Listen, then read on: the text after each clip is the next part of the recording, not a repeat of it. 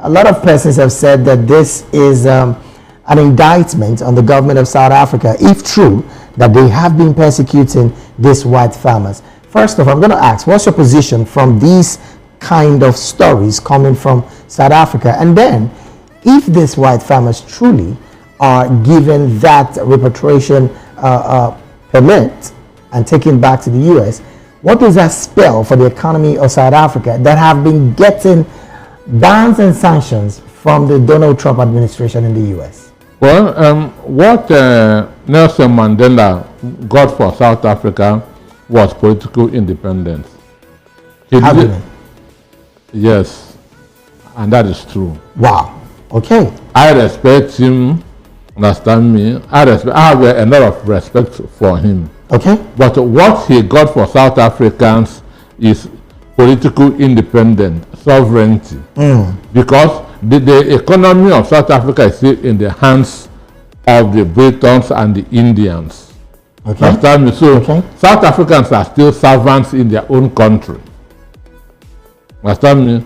South Africans are still servants in their own country. How do you mean when you say they are still servants? I mean, they go freely in the country, they do business in the country, they gain even much more wealth. No, they are not gaining wealth. Understand me? I say, the economy of South Africa is not in the hands of South Africans. It is in the hands of Britons and Indians.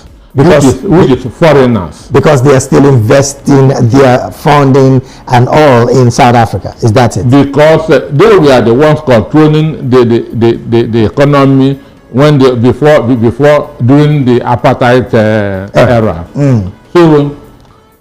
So Nelson Mandela did not struggle for economic independence. Okay. And that's the difference between Nelson Mandela and Robert Mugabe.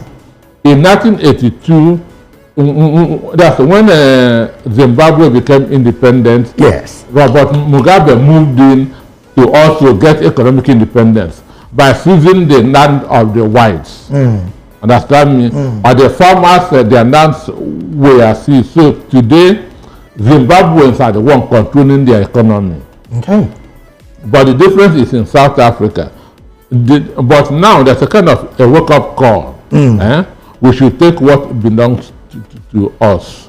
Understand me? So this is why these South Africans are panicking as we speak. Understand me? Okay.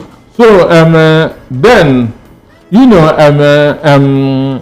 Musk is a white South African. Right. And he has colleagues and business associates who are also in South Africa.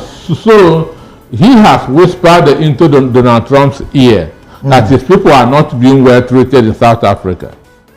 So this is what led to this. And mind you, in February, when this was made, 70,000 people registered to be taken to America within a week. Right. Understand me? Right. And they are still on it. This was made worse by the meddlesomeness of South Africa. Okay. Understand me? Mind you, South Africa intervened in the Hamas-Israeli war by taking Israel to ICC. Understand me? So Donald Trump in particular is not happy with South Africa. So that's why he is trying to punish them. Understand? And once he removed these white farmers from South Africa, they are going to suffer. Okay. Because the truth is that South Africans are not as hardworking as other Africans. You think they are laid back as a result of the fact that they have almost everything being thrown at them when they ask for it? You think that's the reason why they are laid back? The same thing is happening in Botswana as we speak.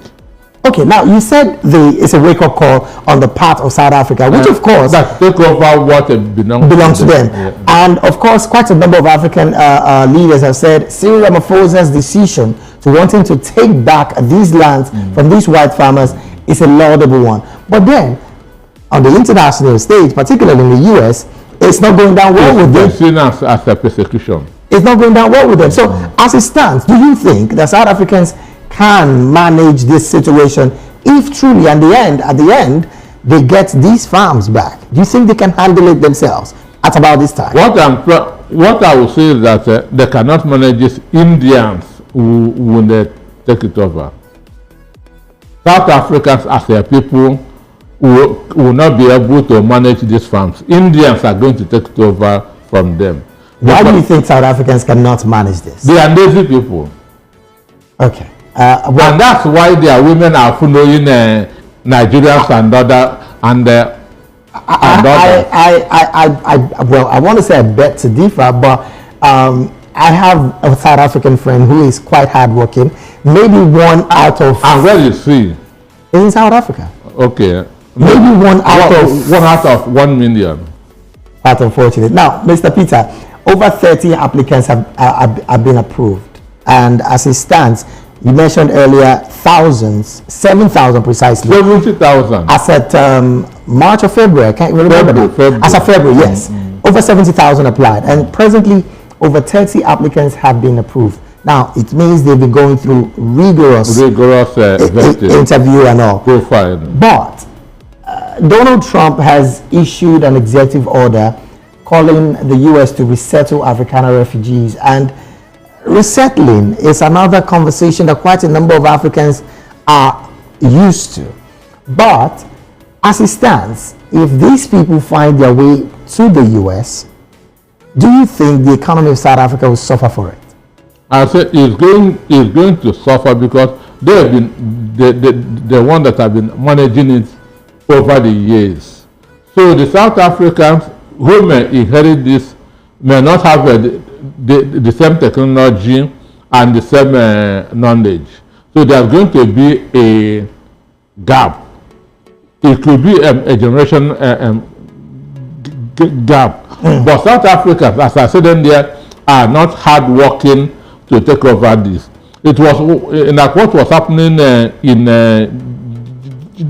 Germany. Okay. When Hitler was there, because Hitler did everything to subdue the Jews, including seizing their shops. Okay. When he seized their shops and give it to his own people, they will not know what to do with it. Within 2 weeks, they will send it back to the Jews. So when Hitler saw that what he was doing was not working, he decided to start killing them. Okay. So that's what led to the killing of 6 million Jews. And this is what I'm seeing, what I'm foreseeing in South Africa. South Africans may not know how to handle those farms and give it over to the Indians. Now, what just flashed through my head while you were talking is xenophobia. With this particular move on the part of Cyril Ramaphosa, the president, in terms of taking back these lands, would it see other nationals who, of course, reside in South Africa, and we have quite a number of them, Nigerians, quite a number of Southern Africans, maybe within the Zimbabwe and all, live in South Africa. Would they see these people, would this kind of move, see these people take over the farmland, and would that also go well on the part of South African nationals who, of course, might be feeling the heat because they're not and would no more be getting what they used to get from the government as a result of the influx of what comes from agriculture in South Africa? You know, I said that there are South Africans who are going to inherit these lands and actually going to hand it over to Indians, not to their fellow Africans. Mind you, xenophobia is their fellow Africans that they are killing. Yes. They are not killing Indians. They are not killing Indians in South Africa. And after Britain, the next people in control of the economy is Indians. Right. But Indians are even employing Nigerians and other nationalities instead of South Africans, because South Africans are not hardworking, as I say. Okay. But they still prefer Indians to Nigerians, Ghanaians, and so on and so forth. So instead of handing over those lands to Nigerians or to Ghanaians, they will prefer Indians taking over it. Wow. Now, I'm going to also ask you on the part of the international relationship between South Africa and the U.S. As this continues, do you see Donald Trump in the nearer days maybe pedaling down on the sanctions he's placed on South Africa, and of course the 8 courts that have really been the ban on South Africa at this point? Well, the issue is that Will it be lifted in any way? Cyril Ramaphosa is still talking tough. Understand? And going from his background, before becoming the president, he was the president of ANC, right. African National Congress. So he was the one that was leading all the struggle when Nelson Mandela was in prison. Right. So that mentality is still there. His confidence is still high. That's why he is able to do what Mbeki didn't do. And understand me? Okay. Because they come from different background. Ramaphosa comes from the activist background. Okay. Understand? That's why he had decided to do this. Now, some reporters have said that Cyril Ramaphosa, being a major player with the G20 nations, I beg your pardon, BRICS nation. As he stands, he's gaining more confidence because of that relationship, which is the reason why he's still hell-bent on carrying out these particular return of farmland to his people. Is that any way possible?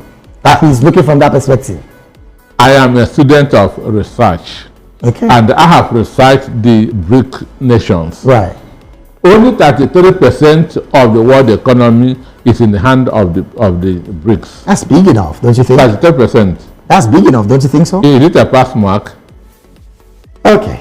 It's not a pass mark. And when you have 33 and 67% elsewhere, the BRICS might not be able to save him because they are still having their own problems. In their nations. India is not finding it easy.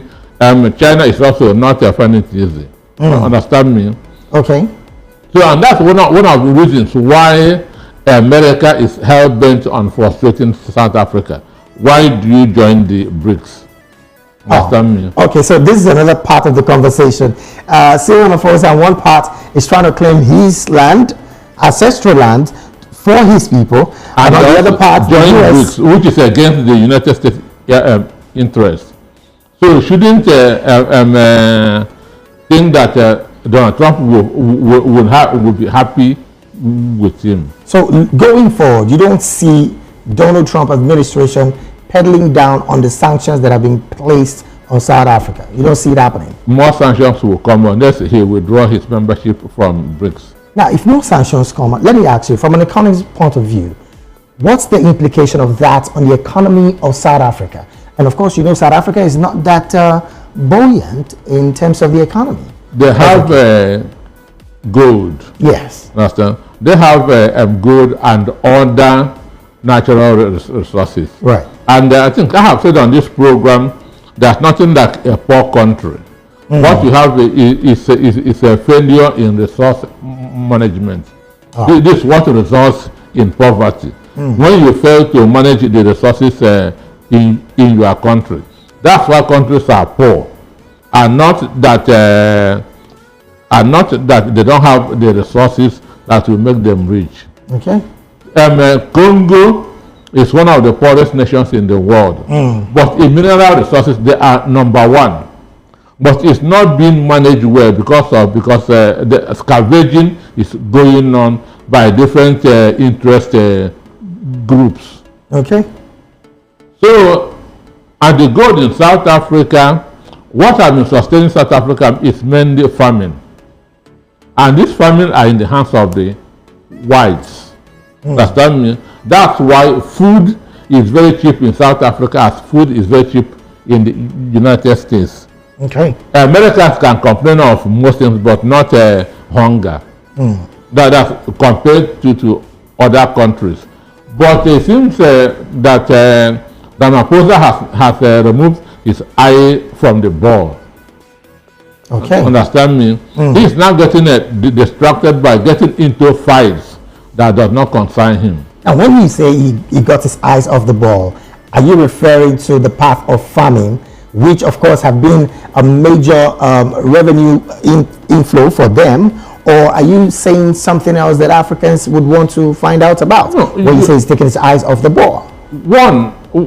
This is farming is the bedrock of South African economy. Okay. Understand me? And the people who have been doing that over the years have been sustaining your economy. There should have been a kind of a transition, not outright takeover. Okay. The outright takeover will create a vacuum. Understand me? What you have done is to send black men to understudy those white people. Before making this decision. It should take a process. It's not what will happen in a month or two. So in other words, this whole move would still affect the economy of South Africa. It will still affect the economy of South Africa. Now, how do you think they might get out of it as soon as possible? Because South Africa is also another country that quite a number of African countries are looking up to when it comes to the agricultural produce that comes from there. Most countries in Southern Africa, like Lesotho, yes, Mauritius, Mauritania, Botswana, right. Their New York is South Africa. Understand me? So if the New York is affected, how would they survive? It's going to affect them too. Oh, wow. It's going to affect. So it's going to have a chain reaction. That's in South Africa. I want to jump off this story, but too many questions coming to my head. But looking at the lacuna that this is going to create in South Africa, and of course the other Southern African countries around her, is there the possibility that they might get help from these African countries when it comes to manpower support in the near days? If this is finally seen the light of the day. We are not talking of manpower anymore. We're talking of technology. Understand me? What 20 men can do, a robot can do it. So the issue of manpower is 100 years ago. Now, that is with the white farmers that came with their machines. Who have their machines, sure. So if you take the land from them, they'll go with their machines. So how do you manage from there? That's why I say the economy will be affected. Because when we don't have technology does two things. It makes job easier, it reduces costs. Okay. Understand? Because machines cannot get sick.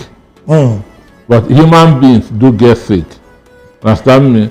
So for me, he should have found a way of doing it. But he entered into fights that did not concern him. Oh, well, I just want to jump off this particular story and get to another one. Interestingly, the Rome-based United Nations agency has said that food support for Sudan might not be getting to them as proposed, and that's as a result of the fact that shortfalls would be happening. Again, the fight in Sudan has made navigation of food aid to Sudanese become very, very, very tedious for the United Nations agency. From your perspective, what does that spell for Sudan, a nation in consistent war, as it stands? The war in Sudan has lasted over 50 years. Quite an unfortunate one, really. And that's why in Sudan now, we now have more women than men. Because a lot of their men have died in the war, understand me? So it is going to spell more doom to them because they are already in a precarious state. So this is not what the news that they should be hearing at this point in time. It's not a good one. But I remember last year, WFP, that World Food Program said that they need 7 billion to stop hunger. That it sounded like a joke. So Donald Trump and Musk asked them, so if I give you 7 billion, you will stop hunger in the world. Understand me? If you can promise me that, I'll give you the 7 billion. So they now change that it can help.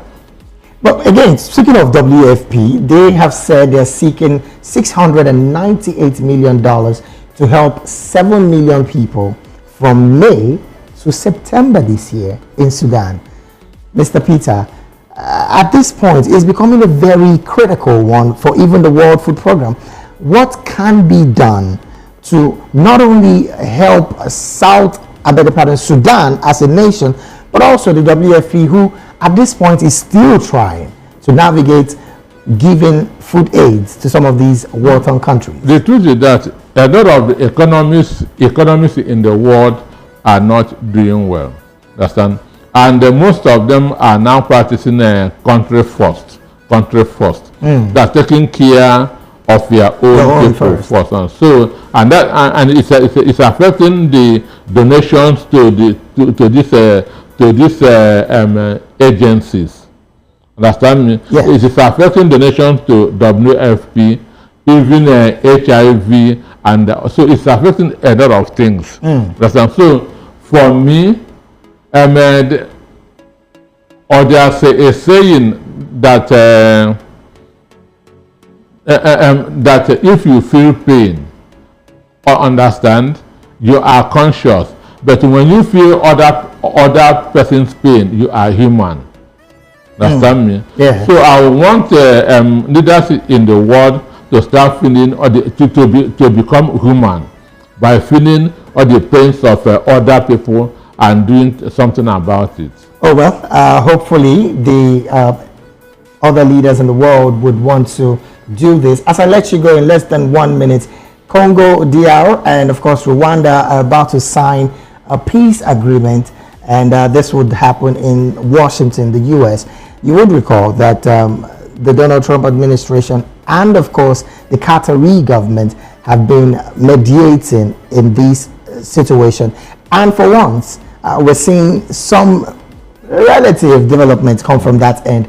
What do you make of this? African problem is not getting African solution, according to some quarters. What do you make of this, basically, Mr. Peter? Well, we shall thank the Americans for voting Donald Trump, who doesn't like people being killed. It's a very positive development. Right. For the 4 years that Biden was in power, he never thought of making peace between this warring faction. So I see it as a positive development.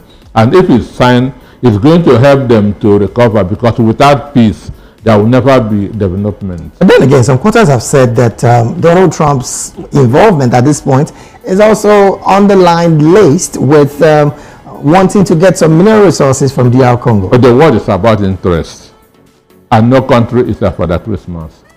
That's about where we have to just draw the curtain on the analysis segment. We've been talking with Mr. Peter Anosike, who is Voice of the People TV's in-house political affairs analyst, and of course an economist by top profession. Once again, thank you so very much, Mr. Peter, for being here. Thank you for having me.